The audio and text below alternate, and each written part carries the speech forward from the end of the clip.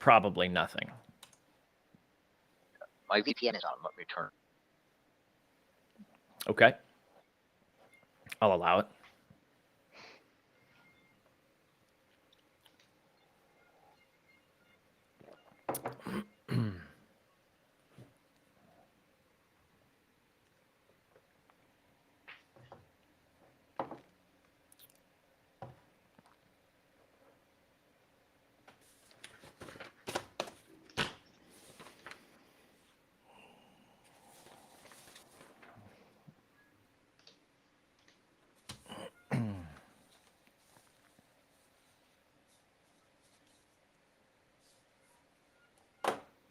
Okay. How's the VPN? My VPN is Okay. Yeah, I hear the faintest hint of something in the background. I can't figure out what it is. But it's not overpowering. I think it'll be okay. Yeah. Yeah. Okay. Well, let's get started. James Moore, welcome to the Distracted Driving Podcast. Uh-oh. Did we lose him? Oh, We lost him. might be the VPN. Right as I welcomed him, he disappeared. That's a great still shot, though. I hope we're Not too recording bad. that. Oh, I do see. Yeah, We probably are. he's not uploading anymore. We'll hold. By the way, I have a great opening where I say, I'm Rex. And I was like, wait, actually, I'm not Rex. I'm Stephanie. Oh my gosh. Let's do it. Let's do it. Yeah. So introduce Sometimes- yourself at the beginning and then I'll Okay. pop in. I mean, I can do the music too. You can do whatever you want to do. Yeah, let me cue up the music here. All right. There we go.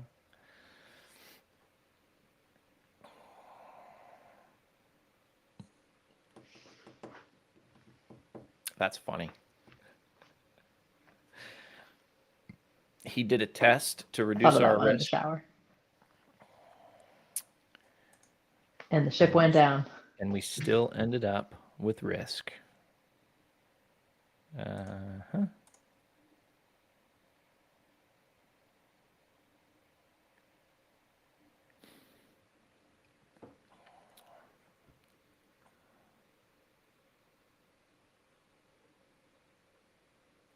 I'm back. He's back. Oh, and you're coming through much clearer. Yes. Must be the VPN's out of the Yeah. way. He put his glasses on. Exactly. All right. Exactly. As Jim pounds his beer. All right. I will attempt to properly start the show, even though. Fresca. Okay. All right. Spiked Fresca. That's how we're going to tell the story. All right. Let me see. Let me see if I can get my theme music going here.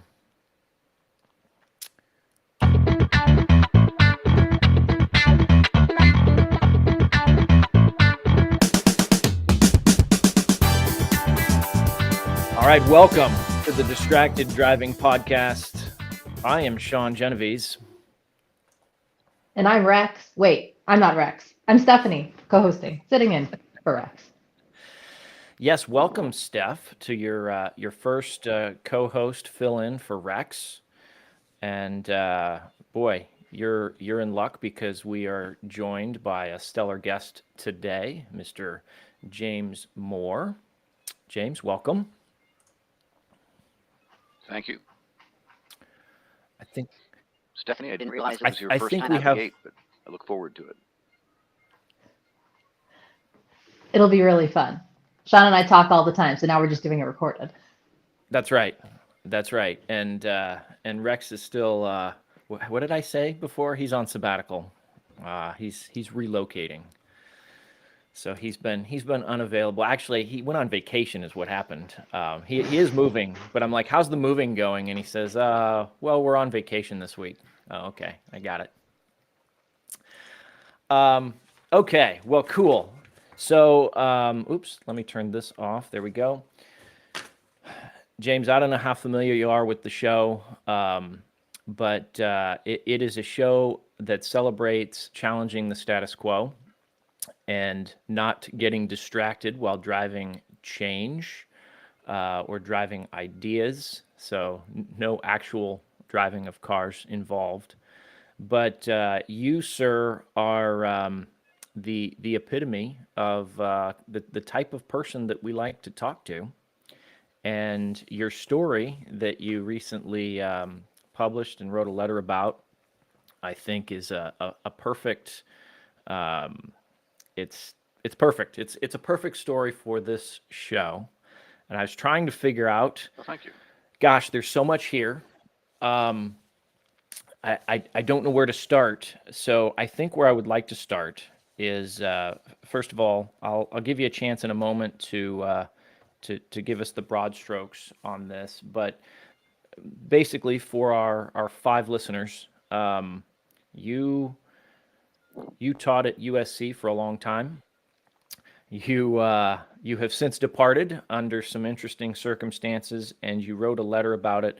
One of the most well-written pieces I've ever seen. Extremely well written. I've seen stuff written by you before, though, and I'll always enjoy it. I think where I want to start is this sentence that you have. You said, "Equal opportunity, never equal outcomes, and inclusion based on merit, not identity."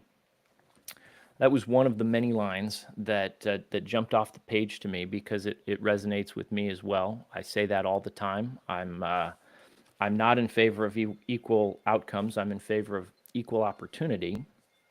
And this turned out to be a very scandalous idea for you, or at least for your institution. So maybe with that as a starting point, can you tell us what happened? Sure. I have watched some podcasts, so I've got an idea of how You're the things one. go. I decided to come on anyway. Thank you. I appreciate that. I worked at USC. No, they were very good. I enjoyed them. So I worked at USC 5 years. I had was a tenured faculty member last year in 2022. I had been at years before that.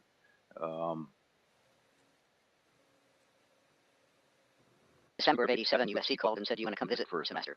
And I said, because the snow was falling gently and horizontally as it does in Evanston. And I made a lifestyle choice. Right? It was great, both a good decision and a good outcome for me.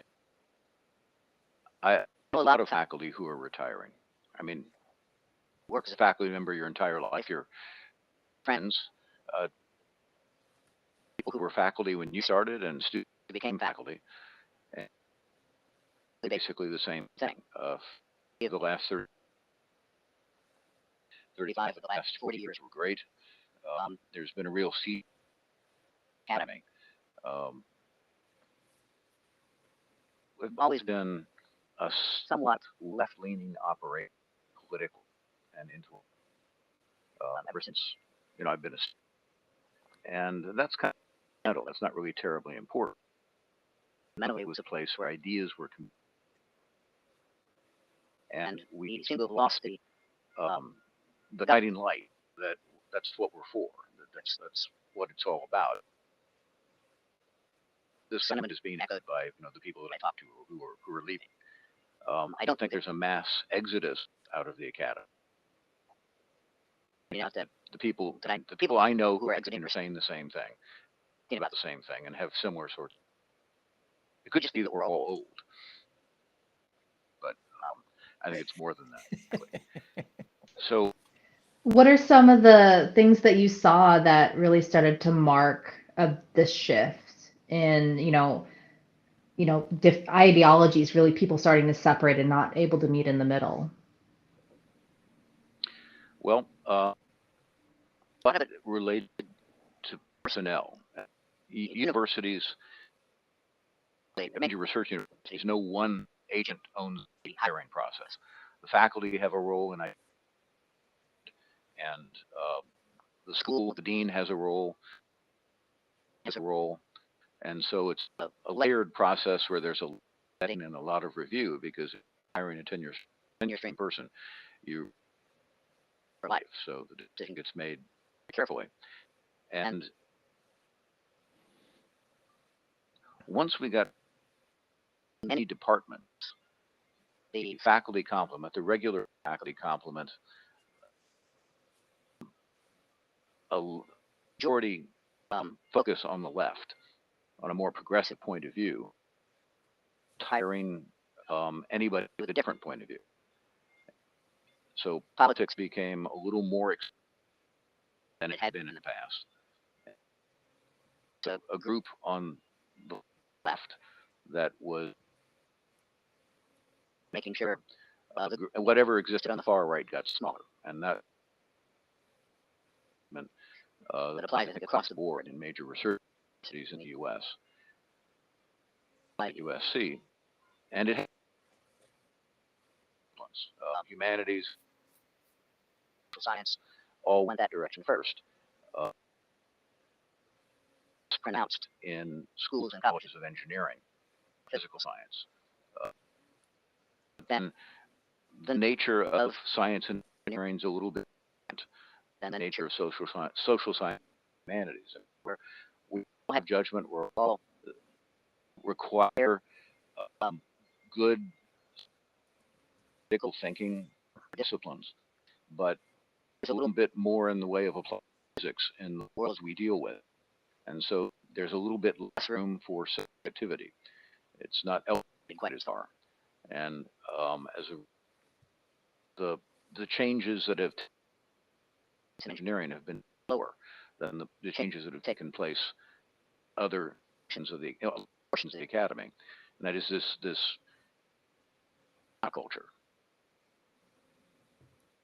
And I don't mean to insult my progressive colleagues. They've got a point of view that some elements of which I like, some of which I don't like. They're certainly welcome to their point of view.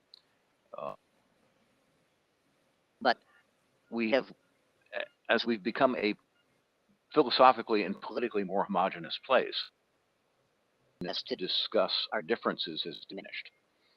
And I'm not a conservative per se, libertarian. I think a lot of faculty who are classified as conservative are in fact libertarian. Some are even objectivist. By the way, if you ever call an objectivist a libertarian, the differences are minuscule. They're incredibly. And So in fact, it took me a moment. Well, it's understood. And the primary and dissent has become intolerable. I've had an episode. Do you The think? past couple of years, Go ahead. I interrupted So you. do you think was there a well, we have a little bit of a delay, so that's okay. But what do you think? Was there a cause for this? I mean, even going back to, you said the hiring started to become more on one side than the other. What was the cause of that, or was there a cause? Well, I don't have a respect to why universities were a little more society, right? I mean, the folks who liberal in universities will say, well, that's because we're smarter than the rest of society, so that's why we were a little more liberal. Politics rise nationally. The universities to the growth in student loans.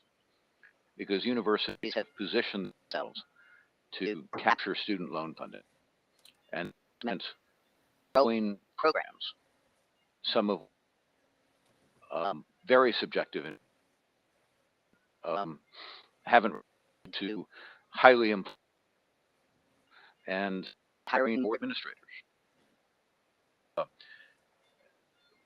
Ask somebody, what's the purpose of your organization? Say, well, to survive and to generate profit. And there is, for all organizations, a objective, and that is growth. Now, in the private sector, you grow by controlling costs and configuring goods and services that people consume and are willing to bid for. In the public and in the nonprofit sector, which is the typical sector, the rules are still a little bit different still. But even if there was some centralized decision making, so boards of trustees, senior administrators, under an ocean of tuition money available, largely as a result of loan programs. And we began a period of very rapid growth, also a period of very rapid tuition. Right? And all of that really has been, and I think, by the availability, the market universities. And a period of rapid change. And the rapid change that occurred because sort of a progressive lean, that combination of rapid growth, new opportunities with respect to scholarship and the desire to diversify the offerings that are available at universities led to personnel decisions that proportionately grew less on the left side of the political. And it turned out that the left side is not a big fan of consent. And that's had some, I think, very negative impacts on the quality of intellectual in American universities. Well, and some So negative impacts on your retirement as well, which I think is a great that's a great point to let's pivot just so briefly. So what did happen with your exit from USC? Well, I was for another 10 years, right? So I retired at 63. Actually, at the moment, I was within over striking distance of Medicare. Right? It was never the way I planned to. Most faculty are going to work until their mid-70s. Some will work until their 80s. It is a labor of, in a lot of respects. There's enormous freedom or work for faculty in their roles. So it's one reason people were slow. As I was looking at the changes that were taking place, there was some emerging intellectual friction between me and some of the senior personnel at the institute. And one can try to manage that friction and stay. And many faculty, there are many conservative faculty, frankly, faculty who manage it and feel it. I mean, they hide, and they've got good incentive to hide, because if you out yourself as anything progressive, likely to have professional opportunities removed from your life, to move in one direction, you aspire administrative work, you want to acquire more scope, more authority. The opportunities are not going to come your way. Have the right mind. And there's no committee that vets your opportunities. But most of the people making decisions within the university are, and filter gets applied. And implicit bias, if you want. Though some, almost. So I have a question. How does your political identity come in play in the day-to-day life of being a professor? Is it more behind the scenes with your own career progression and opportunities that you get kind of like with your colleagues? Is that where it plays out more? Or does it have, is there, friction also with the students and in the classroom?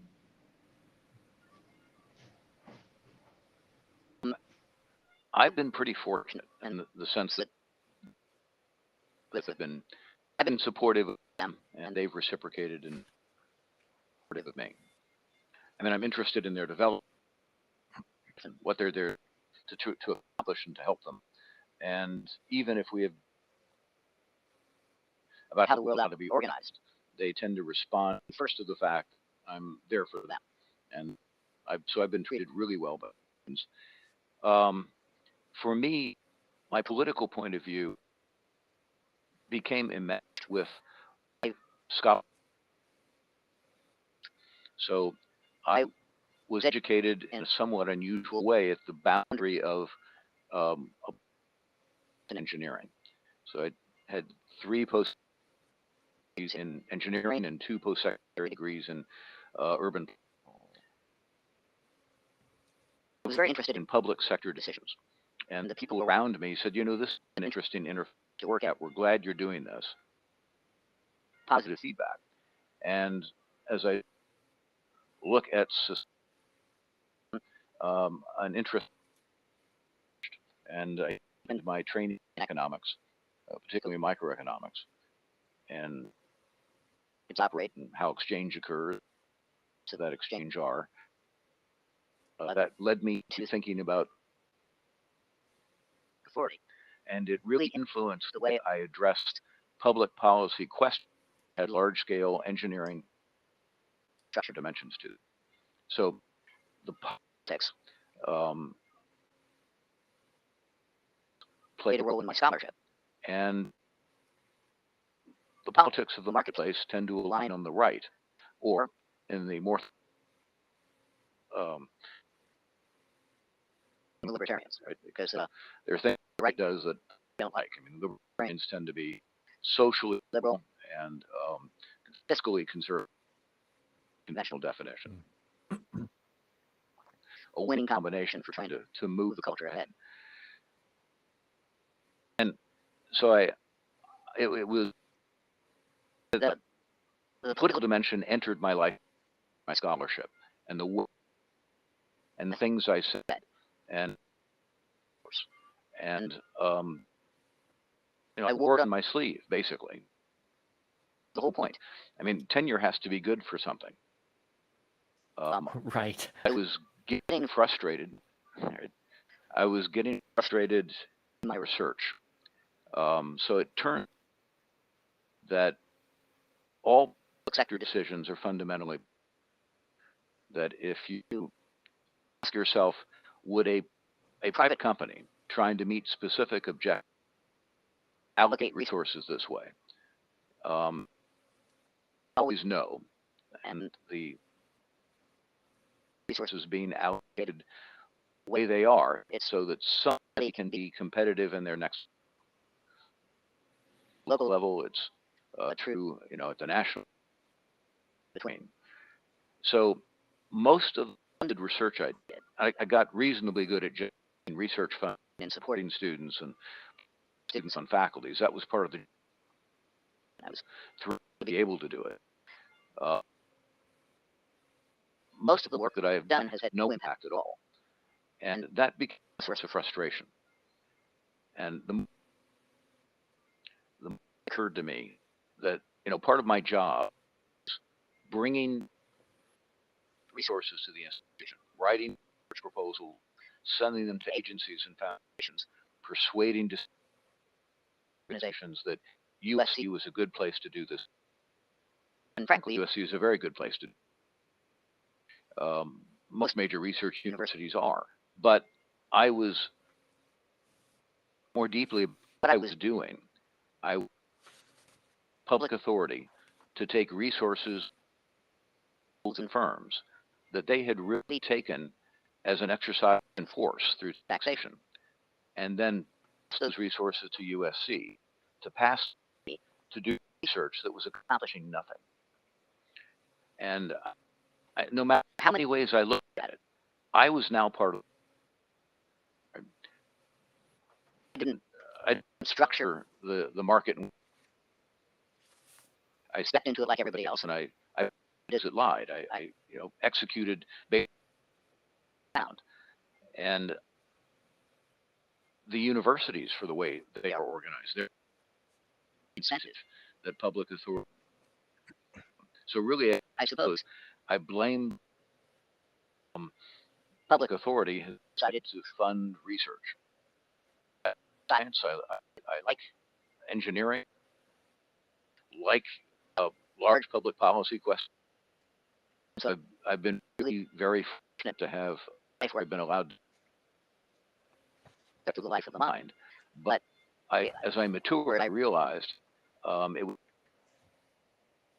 of others, and how research is funded and what the logical role of authority is in funding it. It had been 55 years old, different decision.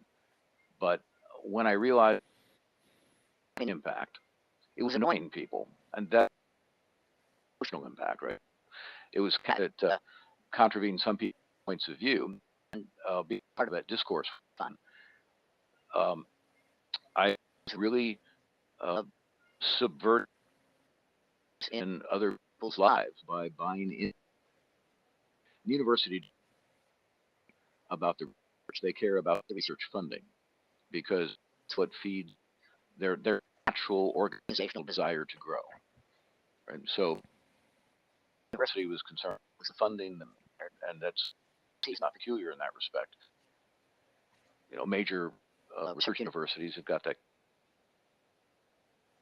they do. But I was dissatisfied with what the work was. And when I realized retire and that I wanted to retire, it would have been crazy not to retire. The only thing standing between me and that outcome was, oh, good heavens, will people still respect me if I'm no longer? And well, they will or they won't, but that's. Well, and that's kind of at the heart. So you straight a bit there. I apologize. Well, that's okay. It's my job. I'll bring us back. So your intent initially then was you came to this conclusion that all right, I'm rediverting money to do things that aren't having the impact that I wanted. So it sounds like you kind of felt like it was not a good use of those funds. You make the decision that, you know what, I can retire, so I'm going to. But your original decision, I believe, was you're going to retire but continue to accept part-time lecturing and teaching assignments until you were told that, no, I'm sorry, those offers no longer exist, which led you to write this letter called Why I'll Never Be Allowed to Teach at USC Again. So now your plan, which was, again, correct me if I'm wrong, but your plan was, okay, you're retired, but you're going to continue teaching at USC as and when, as your schedule allows. They've taken that away from you, but you, in exchange, I guess, retained the emeritus title. So if I've got all of that correct, then what's next? How are you going to make a bigger impact given the current circumstance? All right. Say one of my goals in retirement was to affiliate, not necessarily in a remuneration, but it's nice to have some institutional credibility, right? And there are a lot of think tanks out there whose work I like, and I've done funded for the Reason Foundation. I might work with them. I like the work the Independent Institute does, and I like the work Heritage does in Cato, and a long list full of people that I'd like to be shouldered, focusing on the same kind. So that's still in play, and that hasn't been withheld from me. Whether or not that happens depends on I publish and how effective I am talking to these various groups about whether and how we might work. And that I don't think USC's decision has a I'm open to teaching. The best part of the job has been this. I don't deprecate the rest of the job. It's true that for me, the best part has been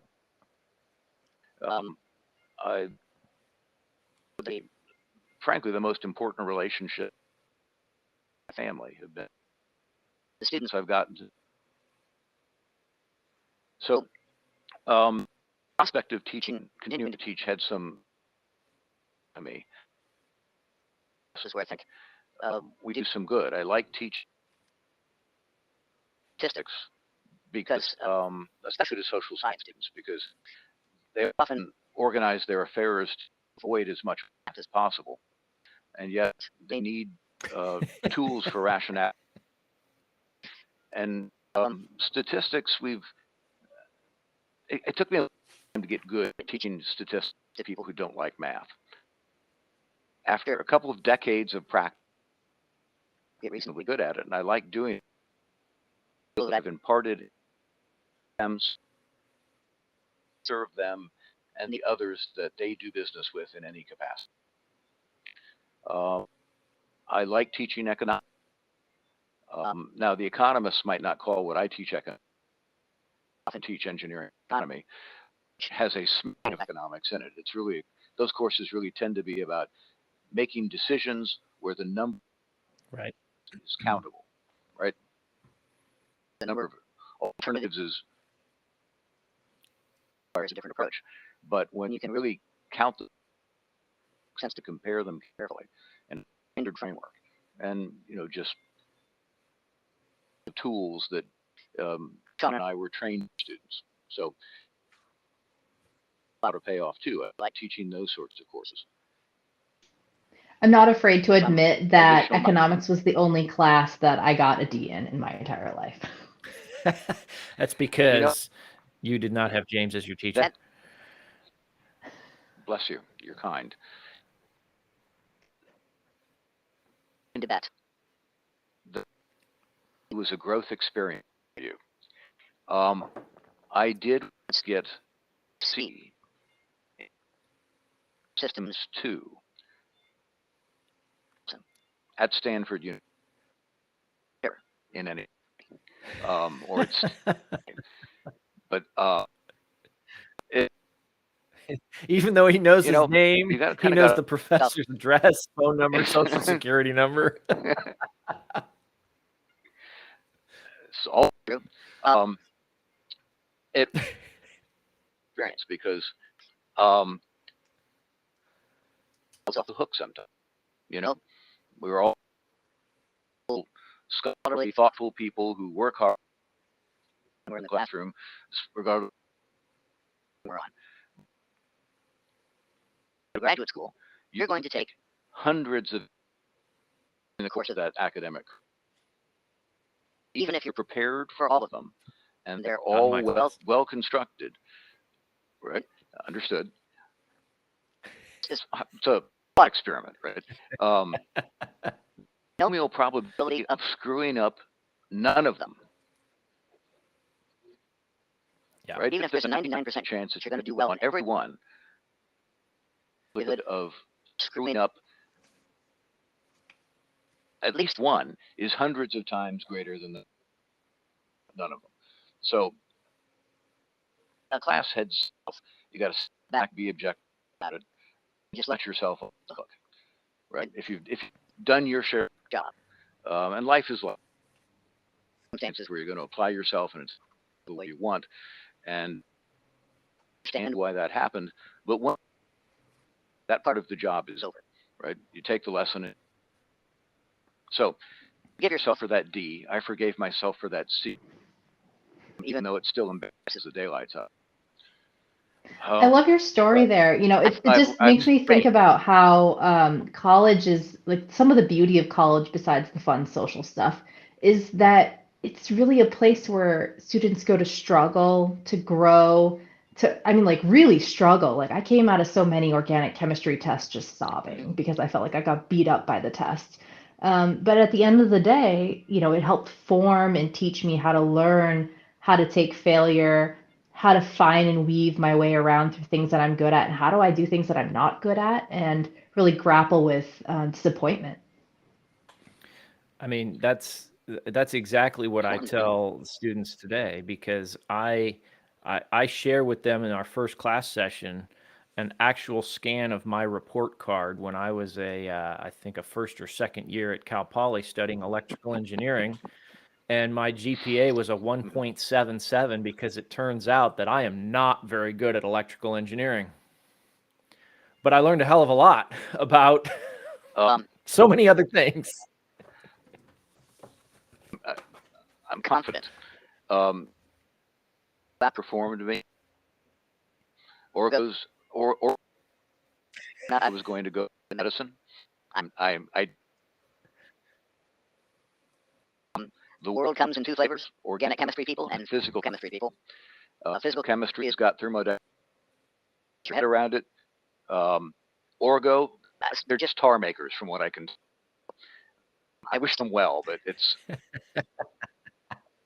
slog your way through that sequence. You're a better, more disciplined than I am. Good work. And oh, that's very kind. The subject. Thank you. Teaching. I planned on teaching. How much we all like the classroom when things are going. So it's perfectly logical that I would want to retain that dimension of the job I like so much. And both the School of Engineering and School of Public Policy made offers to have me continue to teach the classes I was teaching in engineering at capstone course, which is a different than most students are used to, and it's an external client. Projects are real, and it's as much as you can have standing up, frankly. Teach a class like that. So I was at some point, I didn't say yes initially when the offer was made to me, because I didn't want to teach. And I said yes to this class that the public policy school offered. So there's a cohort of people. You've known them a long time because you're all about the same age. They're all colleagues of yours constantly. Emeritus status is honorific status. It's not something that's given by default. There is a vetting step involved, but it's meant to position the faculty member with the institutions to be called to service. So it's possible to be retired faculty without emeritus. If you aren't offered emeritus status, it's kind of like getting a general discharge from the armed services, right? Your deficiency. And I, email my co back and forth, and people were, I've got my emeritus status, and on to the next step. Everybody's in a good mood because there's this transition in their life occurring. And mine didn't come. It didn't come, and I was kind of curious. Organizations are big, complicated places, and it takes a little bit. An appointment spanning schools, so there's a little bit of additional complication there. I wasn't. And then out of 2022, public policy contacted me, decided to recruit a teacher who can make a long to, and I, because they never asked me what level of commitment I. Right. And I would have been open to really whatever they wanted to do, right?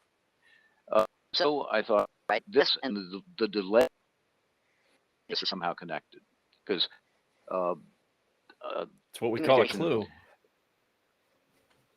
Yeah, clue came to me from a fairly high level. The information was conveyed to your way, which had been a non-standard vision.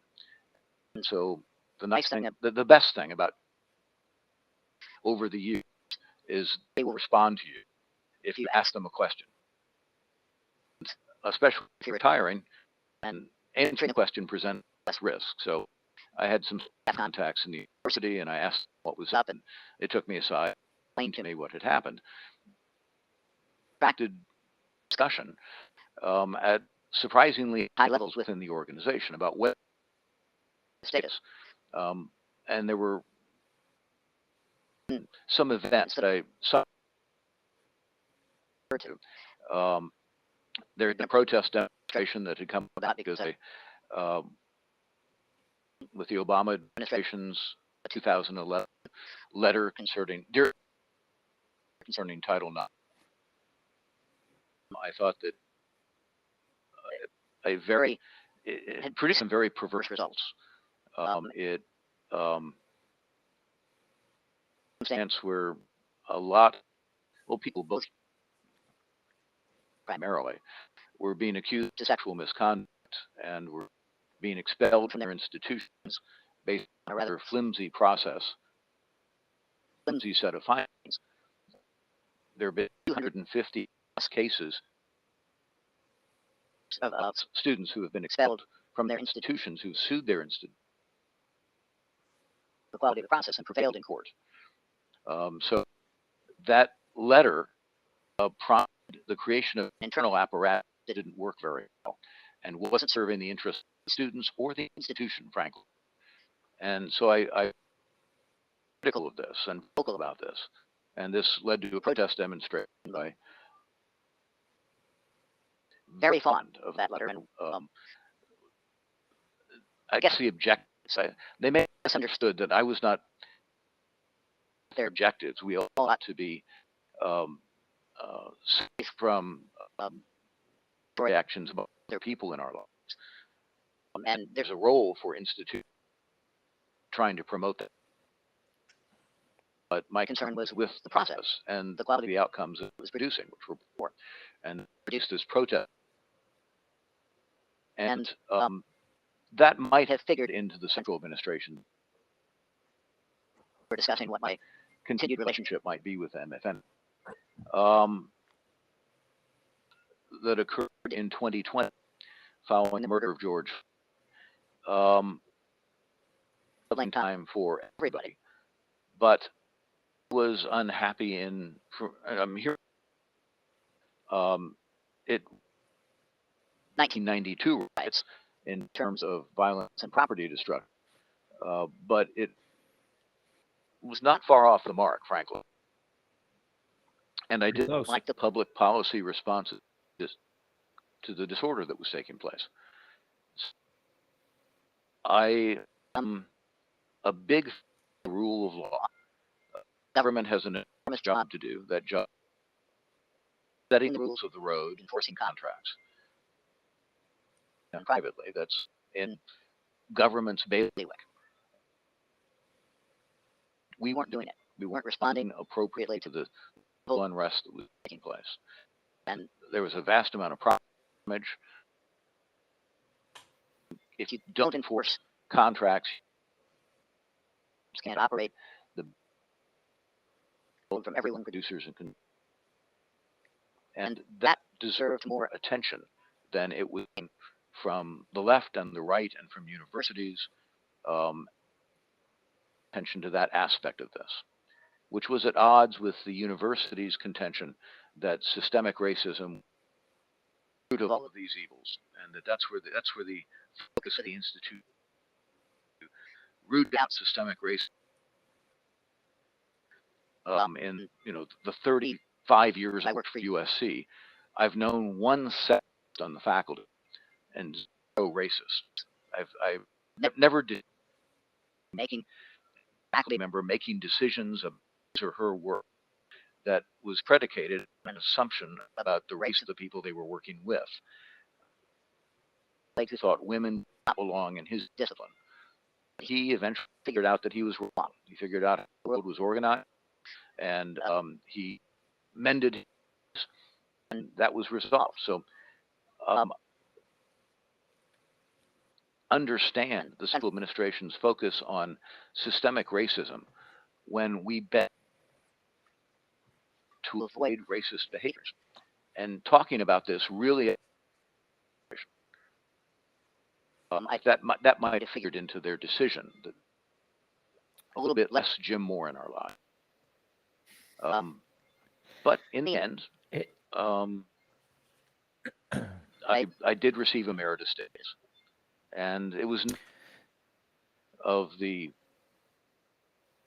senior leadership in the academic, and it was because of the general counsel. You know, you're really violating your own standards of conduct and your professed values if you do this. Liability for you. If what you're really concerned about is you don't in the classroom, don't let him. No particular reason not to offer him this status, and so my staff contacts, the word went down. The School of Public Policy that I was engineering, that I was not teach, and those opportunities were withdrawn. They're entitled to make the decisions that they think are best. Yeah. That's at their discretion to choose who is going to teach, right? Right. I want to go back to something you said though a moment ago. Well, a couple of things. First of all, you said they came to the conclusion that maybe we need a little less Jim Moore. I think that's ironic because Moore is literally in your name. So I would disagree with them. I think we need more of Jim Moore. But you said when talking about the Title IX stuff, and I think this also probably persists through some of the other issues that came up. You said there was a common objective, but the disagreement was on the process, and I think that's really at the heart of so much of our political and social disagreement today. If you can get people to just calm down a minute and actually talk about the specifics of what we agree and disagree on, the objectives, in my experience, are often the same or pretty close to it, but we just disagree on method. And that conversation is, of course, a big part of being able to get to that realization, which brings me to a question. So, academic freedom, you mentioned that in your letter. You talk about tenure. In fact, you have a line where you said, something to the effect of, what good is tenure if I can't talk about this stuff? I'm paraphrasing. So is tenure dead? I've, by the way, I've been very critical of that in my own, mostly in my academic career as a student, because I was the recipient of many instructors that I thought should not be so. The unintended consequence of tenure is that you end up with people that maybe aren't very good at their job, but they get to stay, which I don't think was the objective of tenure. But here's an example of where, it was supposed to protect you, and as you said in your letter, you could have stayed, but you would have just been on the sidelines. So where are we with tenure? What are your feelings on it now that you've gone through this? Well, I've always been a tenure. The same way I'm a little bit skeptical of democracy. Just there are flaws. Option to offer. But I do think not every major institution has tenure. Pepperdine, which I think is in place, has never had tenure, to my knowledge. Never in my experience have they had tenure. And it works on fixed term contracts, and that seems to work out. The objective of tenure, and U.S. institution, frankly, it's been emulated globally, but the thinking grew out of the U.S. in the 19th century. The idea is to give faculty the latitude to have unpopular ideas. And the downside is that the way the tenure process works is you sometimes produce faculty wound up with, where you've got people who, frankly, are protected but not performing. And we do about mechanisms for trying to diminish those outcomes. It's one of the reasons we get tenure. When I said nobody owns the hiring process, that's because there's a great deal of consensus building that goes on when it comes tenuring giving somebody effectively what is a lifetime contract. The criteria for tenure at a research university like USC is you have to be on quest. You have to be the world leader. And the question could be quite narrow. Substantive enough. People agree it's important, and you, in fact, are the leader. And you traditionally, the way that you reach that assessment is you ask other experts in the field. So there's a faculty committee that reviews the work of faculty who want to be considered for tenure, and they make a decision. The work is good enough to ask other, and if it is, they clear that with the dean. They go out, and the committee's job is to identify the expert in the field, national or international, and to their comprehensive opinion of that scholar's work. And once that happens, and if the dean is in agreement, then the whole matter, and yet another committee reviews both the process of the results it produces, and they make a recommendation that the provost considers, and this effectively makes the decision who's signed. So it's a process designed to avoid what happened to Sean, but sometimes work as well as we wanted to. And there is a tenure. I mean, there is something of a moral, and that once you have a job, if you don't take promised, then you can probably still survive. You can underperform. They'll equipped to remove you. Mm-hmm. That actually fit into my decision to retire, because you're tenured on is your ability to produce research funds, both the scholarship and the money. What we do, and the quality of your service to your field, and at many levels. So I was prepared to still say yes to most of that, but I wanted to generate funded research, which was going to make it difficult to do the research because we use doctoral students to do the research. We have to have money to pay for them, right, or much of them. The faculty isn't going to do that. My end of the bargain. So I didn't want to be a faculty member that others. His decisions are hurting the institution. He's not buying into the model that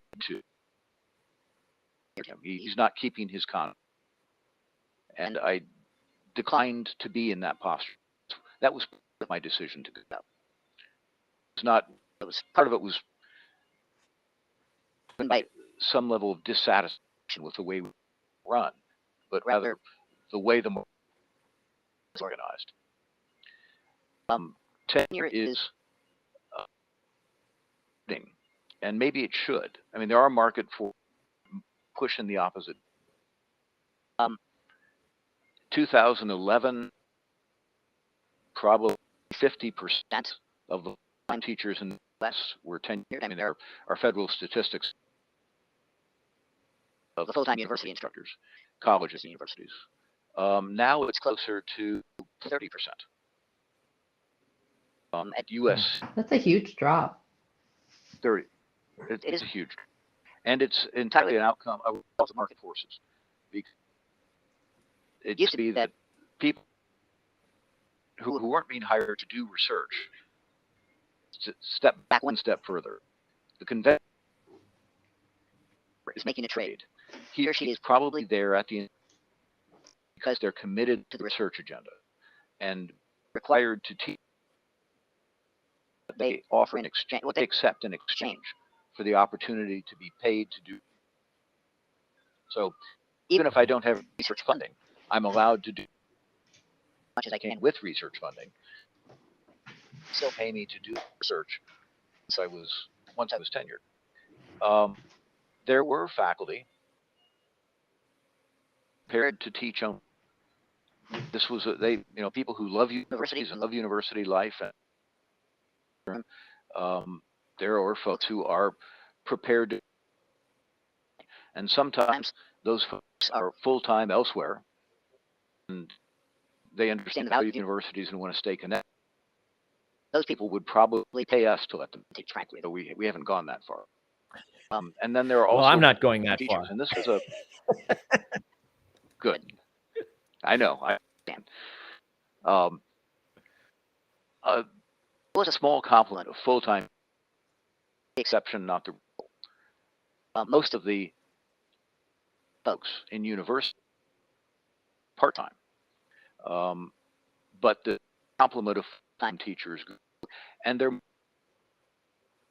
because there are really two important revenue streams at research universities.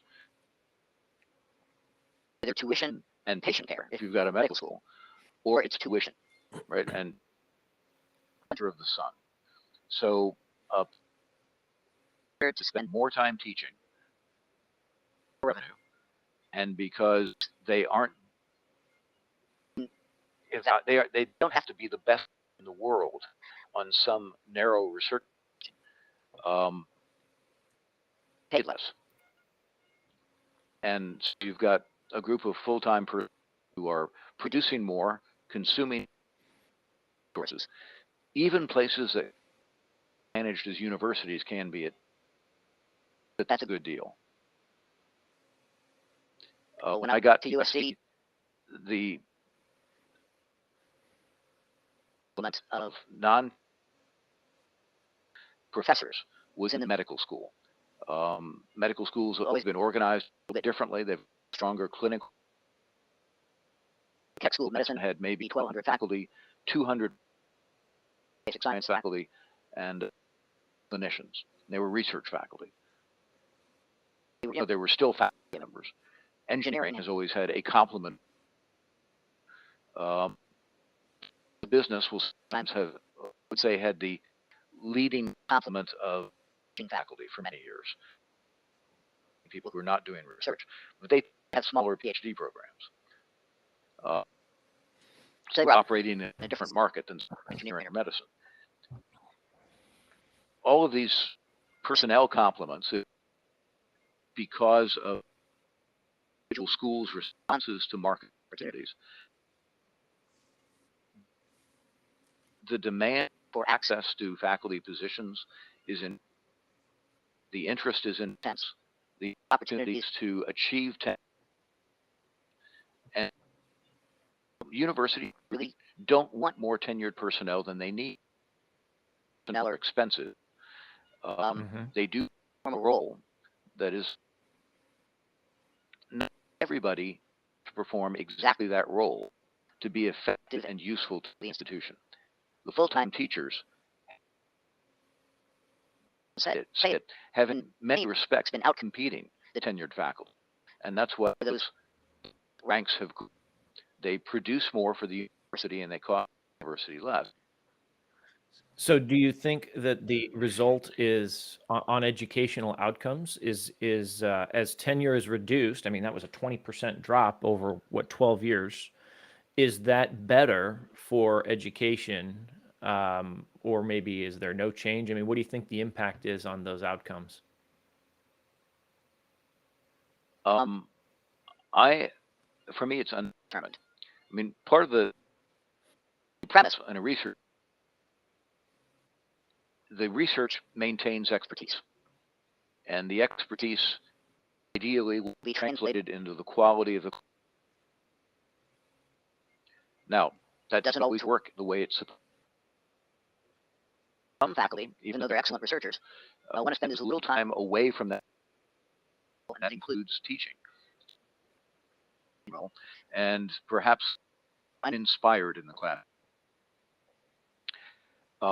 Most of the faculty I know at research universities tend to take the teaching aspect very seriously, because you don't devote your research activity to a set of questions and the mind without capacity for internalizing values. And very often those values include meeting the expectations of the people to whom you've made, including students. And so most of the faculty, the full-time tenure stream in my life, been very responsible teachers because they wanted to be, but people who wanted to be effective and wanted to, and devoted intellectual resources to doing so. I don't consider the research university deeply flawed when it comes to teaching. It's an expensive way to do it.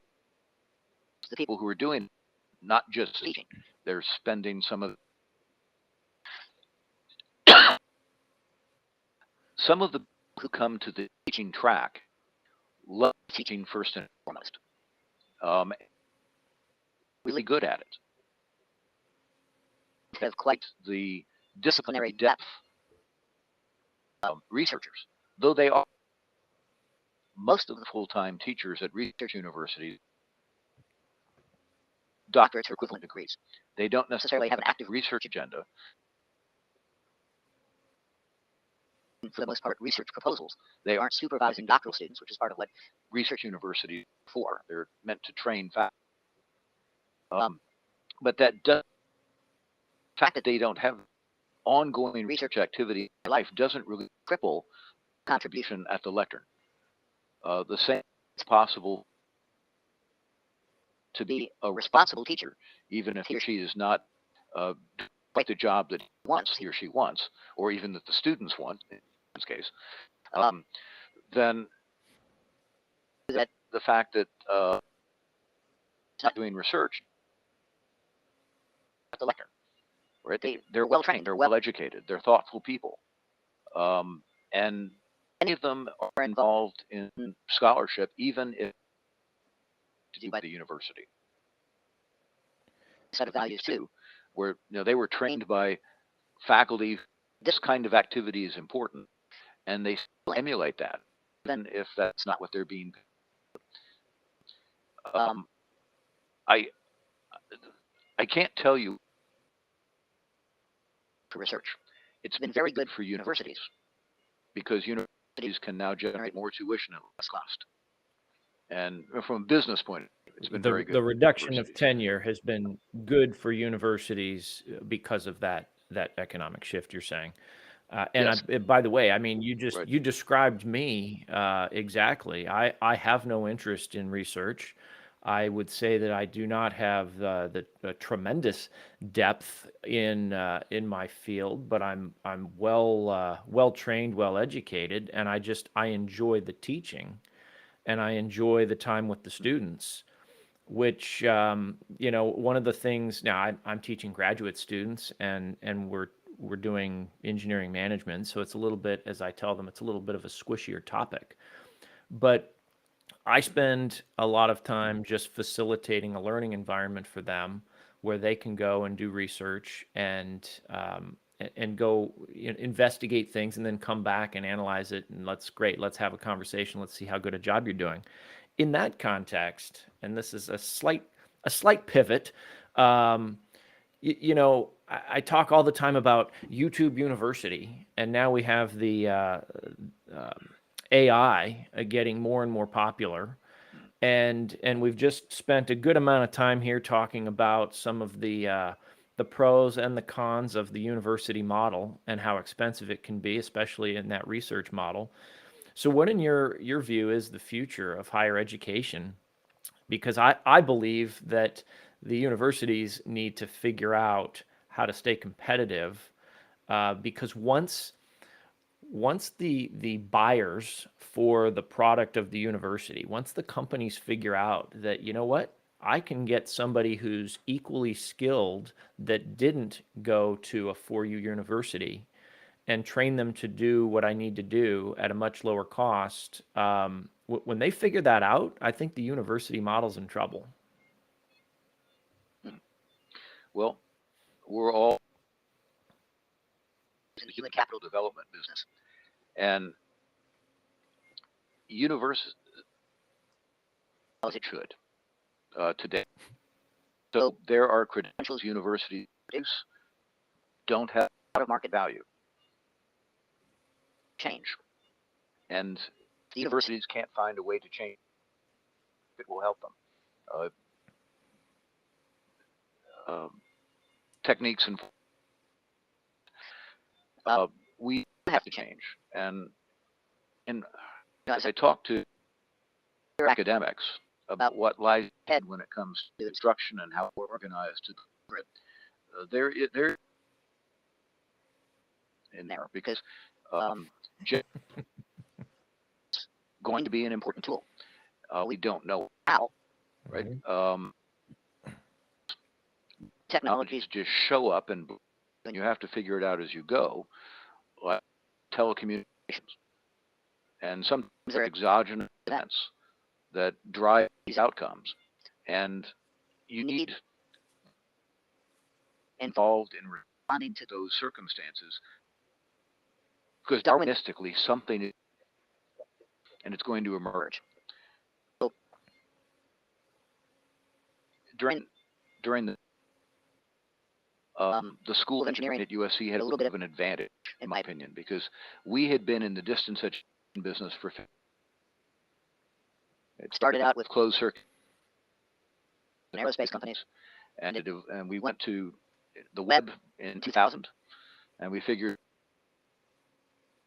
video and web, and video lived one more year, and right, we were entirely web based. So our classrooms were studios. You would have a class that had an in-person section, basically a separate class that was a distant part. My apologies. To the extent that I think at USC you had producers, right? Yes, we had staff, right? We weren't turning to the faculty members. Our first impulse was not to turn to the faculty member and say, you figure out how to do all of it. Yes, deliver the class and manage the technology by yourself. We thought that looked foolish. But it looked foolish because we had this distance education experience. That's why USC has more master students in engineering than any other institution on the planet. Johns Hopkins, Georgia Tech are all part of a four-way tie for second place.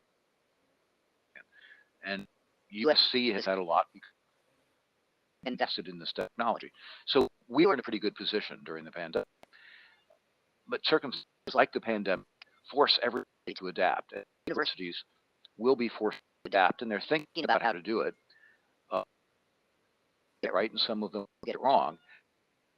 I think the one reason the university model will not disappear as we know it is I don't really think it's in danger to know it if we changed the way, if we went out of the science funding to a greater extent. Now, I don't mean science funding does necessary and science research isn't necessary.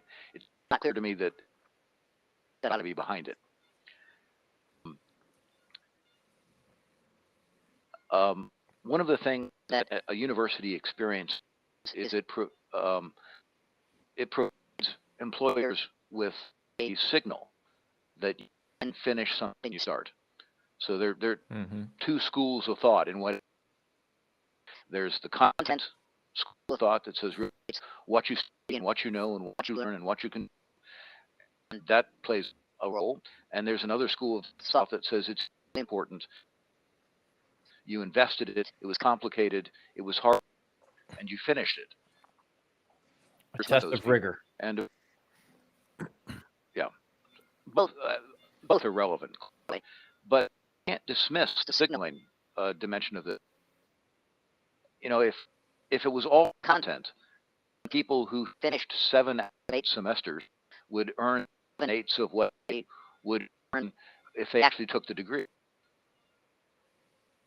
Right, so an economic premium that goes from the content, and that market evidence is something I take seriously.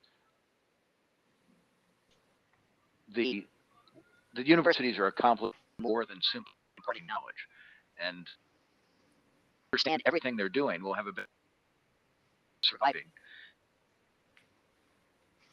Small colleges are closing left and right.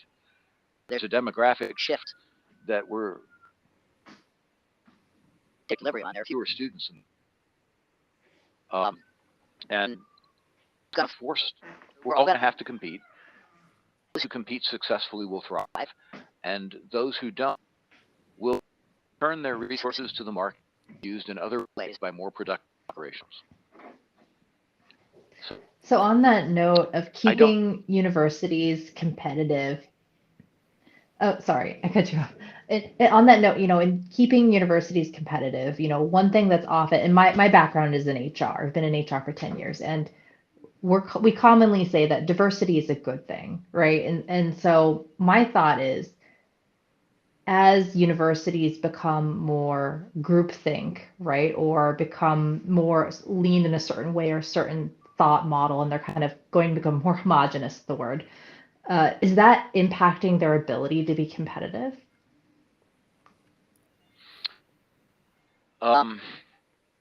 You've asked the court. Fair. It does. Right? So diversity, I would like race and gender to be about as relevant as hair color, John. Right? The diverse ideas is where universities have their advantage. Then our capacity to execute is greatly hampered. Executing both research and regardless of whether you're in English or visual biology or mechanical engineering, you want graduates who can do high abstract critical thinking, who can step back, detach, analyze, piece within their disciplines and problem domain, and thoughtful, and that doesn't happen without practice. And the practice is harder if you are in a cultural model where some potentially set of ideas are off limits. You're adding constraints to the feasible region. You can't improve the value of the optimal solution by a number of acceptable outcomes. And we don't really know which of the outcomes we should be conservative. And there are ideas upheld. Not all ideas are created equal. Some ideas belong in the end, but you figure out by not being ideas are allowed to be made. You take them all as best you can, given the time and resources that you have, and you compare them, and some you keep, and you try to move ahead. And we're not as we to be doing it or can do it, frankly. I wonder if you have any advice for our listeners on, what are some of your tips for keeping dialogue open or encouraging, really productive, beautiful conversation around any topic?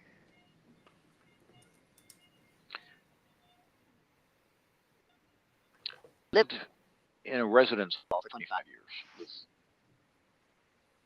and I worked closely with our division of student affairs. And over time, those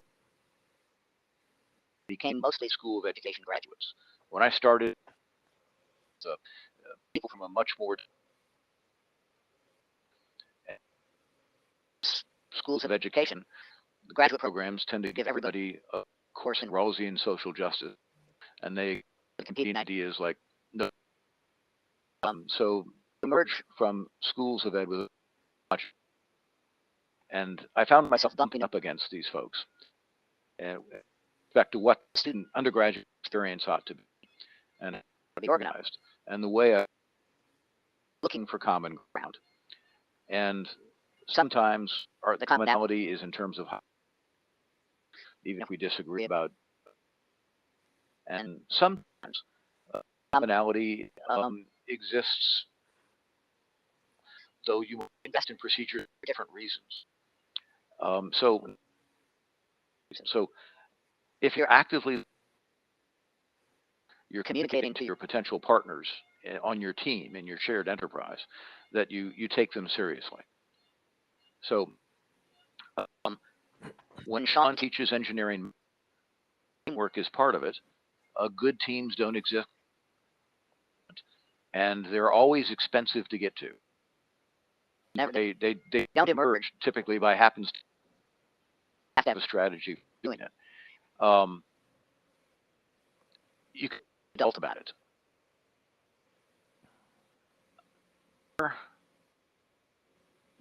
A large number of organizations emerging outside universities focused on this question. Organization used to be the foundation for individual education. Now it's the foundation for individual expression. Defends diversity of ideas and free speech. Academy. There's a number of Association of Scholars. There are a number of organizations that have been outside universities.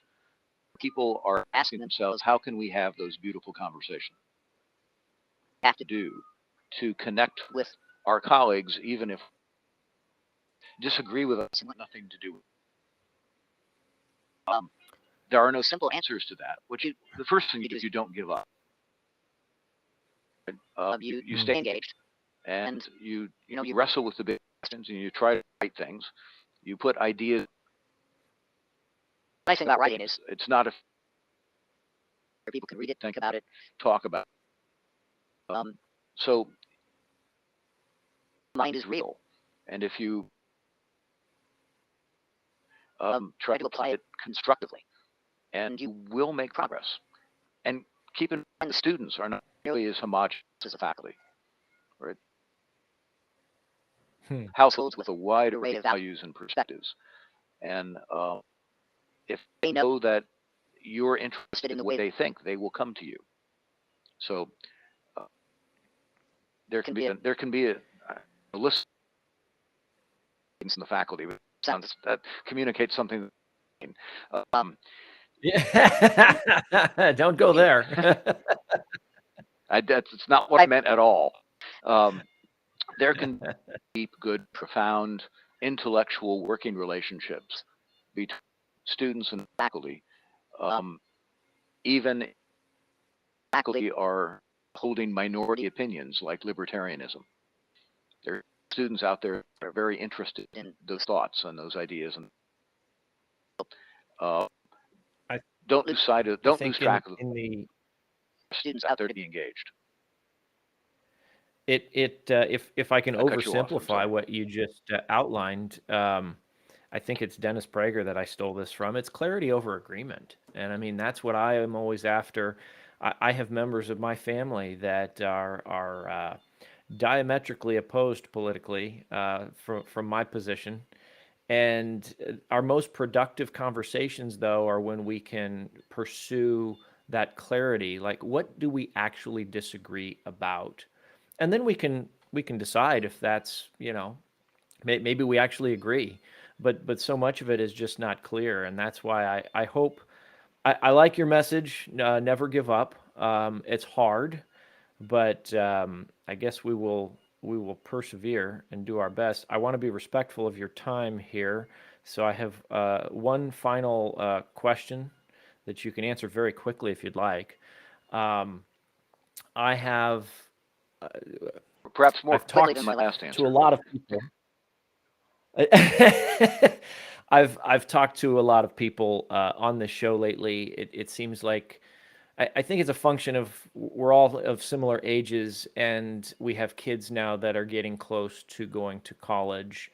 And so the topic of college has come up, and for the most part, amongst my peers, our positions on college have morphed over the years. When I went to school, it was like, no, that's what you do. You're going to go, you're going to get a 4-year degree, and then, like magic, the opportunities will just shower upon you, which when I get some time, I'm going to write a book about that myth. But what is your take on, if you had a college-aged student today, do you send them to college? Do you send them to college universally, like that's the path? or is it more nuanced than that? And if you do send them, how do you make sure that they're able to focus on clarity over agreement in an environment where, you know what, the freedom of ideas is maybe getting more limited? Well, I get asked a variation of that question pretty frequently, which is school. Yeah. It's a hard question to answer. I think George Rice is a good place. Hillsdale gives an excellent education, but you're of the boondocks, frankly, right? A lot of people want to be something. I parents ought not to be that happiness. Now you have to be realistic. If I full and complete with a vocational background, we need to focus more on educational options that support manual arts. We have in the past. We've college as the ticket to the middle class and life, and so I'd say, focusing on a proliferation of majors that are not of great, and that's the households and we ought to be trying to serve.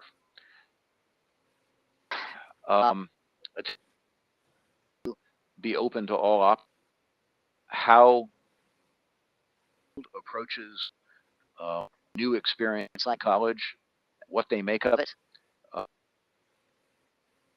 That a lot of that depends on what happened in the first 18 years. Way to send a child to school without accepting some level of risk and uncertainty about what's going to happen. One of the things, talk to them when they're dropping off their children, particularly, is look,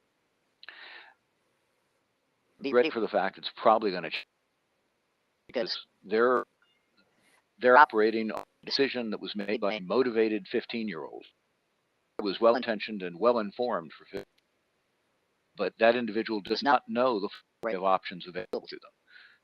They're going to be bludgeoned with options, and there's very likely to be a change. That sort of intellectual migration is useful and constructive. It's good. Be ready for it. Whether or not you do the work, so to speak, and make the trade-offs necessary between fun to move ahead. Well, those, pardon me, my apologies, it's the carbonated beverage. The likelihood of success well before the student stepped on. Got to impart those lessons along the way. It's incremental. And children, I've only had other people's children. I've had a lot of them. But it was, if I had to do that. Yeah. Yeah. Well, look, my daughters are into cheer, and that's basically like sending them to college tuition. So I'm not looking forward to the real college tuition. James Moore, thank you very much. A great conversation. We appreciate your time. Thanks for being on the show. Thanks for joining us. This was a real pleasure. I'm happy to be part of your enterprise. Oh, it's been fun. I love ending the show with a star.